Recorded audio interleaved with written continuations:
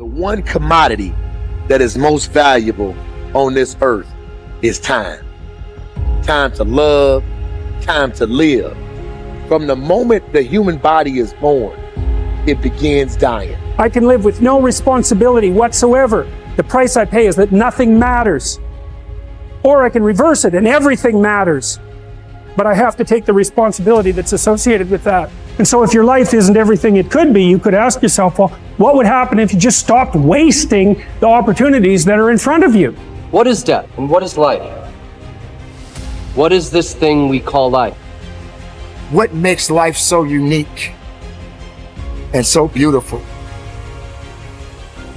It is beautiful because whatever you have that you may be facing, what you may be dealing with, life is still good. You are living and achieving your dreams. Find time to better yourself, read, explore, research, live life, do things you've never thought of doing before. That's what it's all about. It might not be fun, it might not be easy, but it is profitable.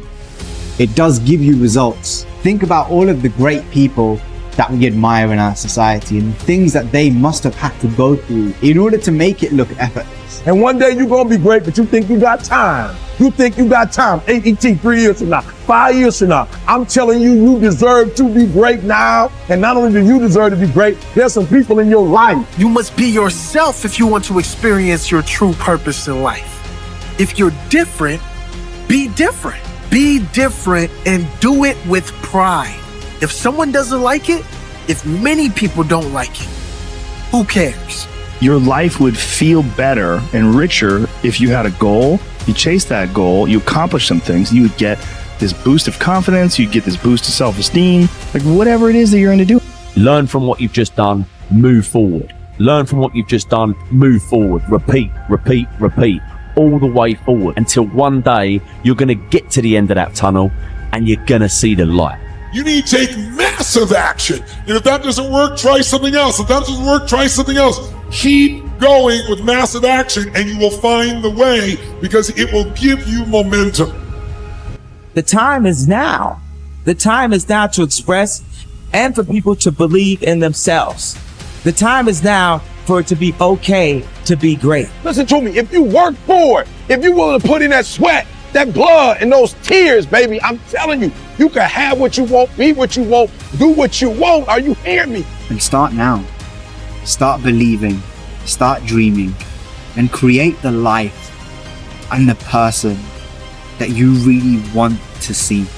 I think it's good to remember that if we just go along with the crowd, we won't wind up with much more than the wish that we could do it all over again, and as far as we know, you can't. If we want to amount to anything as individuals, we need individual goals, individual thinking, individual actions, and we must never conform to the big group. We must love them, we must help them, we must serve them, because our whole success will depend on our ability to do these things. But never lose our own individuality and our identity by permitting ourselves to become submerged in what has historically proved itself to be little more than a suffocating sea of indirection and purposelessness. If we want to emulate someone, fine, but let's be choosy in whose steps we follow. It's the only life we've got. And remember to think. Imagination is everything, and we can become what we can imagine. If you find yourself getting depressed and down at the mouth, as we all get once in a while, you might want to remember this quotation by Dean Briggs. He said, "Do your work. Not just your work and no more, but a little more for the lavishing's sake. That little more which is worth all the rest. And if you suffer as you must, and if you doubt as you must, do your work. Put your heart into it, and the sky will clear. And then out of your very doubt and suffering will be born the supreme joy of life." Believe it or not, in an age when we've come to nearly deify leisure time, we've almost lost sight of the fact that virtually all our satisfactions, rewards will come not from our leisure, but from our work. And don't forget the strangest secret. We become what we think about. But if you want to begin to move into your own personal greatness, if you want to begin to really enjoy a happy, successful, healthy life, you've got to be willing to go against the tide. You've got to be willing to harness your will and say, in spite of this, I'm in control here. I'm not going to let this get me down. I'm not going to let this destroy me. I'm coming back. And I'll be stronger and better because of it. You have got to make a declaration that this is what you stand for. You're standing up for your dreams. You're standing up for peace of mind. You're standing up for health. You want it, and you're going to go all out to have it. It's not going to be easy. When you want to change, it's not easy. If it were in fact easy, everybody would do it. But if you're serious, you'll go all out. So yes, I'm going to turn this situation around. I'm not going to sit back and moan and cry over what happened and what went wrong and who did what. I'm going to do something about this situation. The way to transform yourself is through your work. Now, I know this runs counter to our prevailing cultural prejudices. Work is too ugly, too boring, too vain. Self-transformation, we think, comes through a spiritual journey, therapy, a guru who tells us what to do, intense group experiences and social experiences, drugs. But most of these are ways of running away from ourselves and relieving our chronic boredom. They're not connected to process, and so any changes that occur don't last. Instead, through our work, we can actually connect to who we are instead of running away. And by entering that slow, organic process, we can actually change ourselves from the inside out in a way that's very real and very lasting. This process involves a journey of self-discovery that can be seen as quite spiritual, if you like. And at the end of this process, we contribute something unique and meaningful to our culture through our work, which is hardly ugly, boring, or vain. This intense focus on one goal is not easy, but it is all important. Orison Swett Marden wrote, "The giants of the race have been men and women of concentration who have struck sledgehammer blows in one place until they have accomplished their purpose.